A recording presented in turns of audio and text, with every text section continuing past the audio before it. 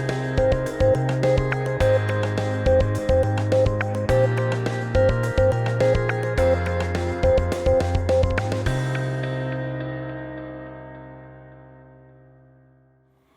we have dot matrix printers, so this, you should see A+ here. If you're colorblind, you may have an issue with the one on the right. There's a plus sign in there in the middle. So what you have to create a letter is you have a whole bunch of dots. There's a big head on there with a whole bunch of needles. And what it would do is punch the paper in the shape that it was supposed to be to represent the letter, right? So that's what you're looking at here. Like like newspapers, they use the dot matrix printing as well. So they have just a whole bunch of little tiny dots that make up the image of that A. So in this case, it literally punches the shape of an A in there, so it's really a rough coloring. So we still use these today in the form of log printers and things like that. They used to be really cheap, like less than $200. Now they're like $600 and $700 because they don't sell many of them, but they still do make them. So they also had the tractor-fed paper where it had holes on the edge of the paper and it would pull it through. We use these for like, you'll see these in access card control rooms, where when you swipe a badge, it might print it out on the sheet of paper. Today, we're migrating from paper, so you may see this trending outward. So you may go to an org and they don't have any line printers, but many places still do use this technology.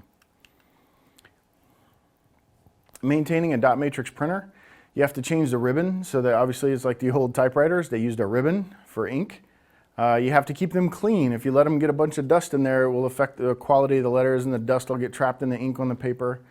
You have to keep the print head clean. The needles in there have ink on them. If they get real messy, it'll cause problems, and as the needle strikes the page, it'll splatter and make the letters look really bad, really poor quality.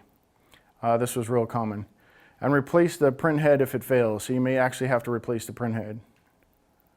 So troubleshooting dot matrix printers, again, you will see questions about this on the test. The printer does not print, so the printer is either offline, turned off, out of paper, or has no cable, like the cable connection has come loose. It might have come off the computer, it might have come off the printer, or it may have been cut somewhere along the way. The printer error indicator flashes, and overload condition exists, so it might be different reasons that would cause your overload. Most of the time, turning it off and turning it back on may fix the problem.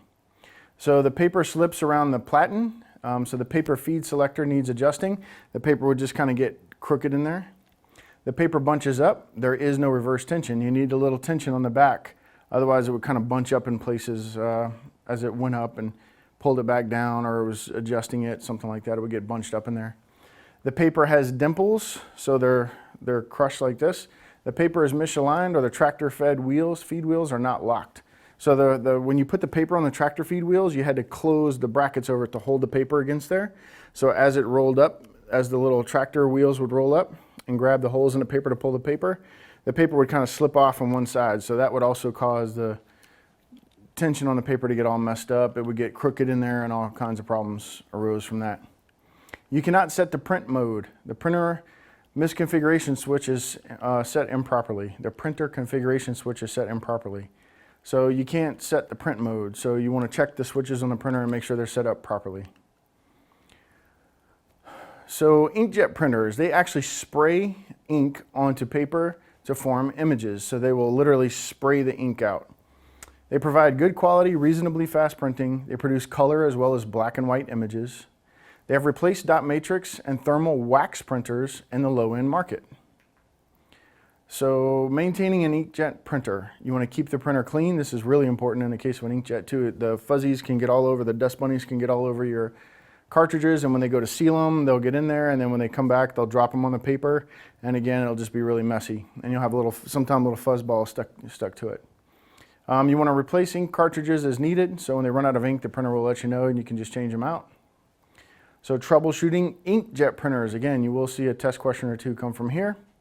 The printer does not print. Check to see if the printer is off, offline, out of paper, or has no cables, same as in the dot matrix, right? And then use the printer self-test routine. You can do that as well. So you can tell if the printer is in the printer or is it outside of the printer. The lights are turned off for the printer. You want to check the fuse and check for signs of binding. Make sure the paper is not bound up in there. So it might be trying to do something, but it's sensing that the paper is out of whack and it won't move it, so it doesn't tear it or anything anymore. The print head does not print, so you want to check the ink supply to make sure you have enough ink. Most of them today will let you know that. The paper does not advance through the printer. Check for a paper jam and the paper handling hardware. Sometimes they have underneath, if you get in there and look at the parts, you can't really see them. You got to kind of get in there and take them apart to see, but there's cork on the little feet that grab them, and that cork sometimes will come off or it'll get messed up or something like that, and then it won't grab the paper. So this side might grab the paper and it's always pulling it in crooked. You might just need to clean the cork, something like that. So when I say cork, I mean just like in a wine bottle. It's a little round piece of a wine bottle top, or maybe even something smaller where it's arranged in this configuration instead of a round dot to grab the paper and pull it in. That's how it kind of gets it started.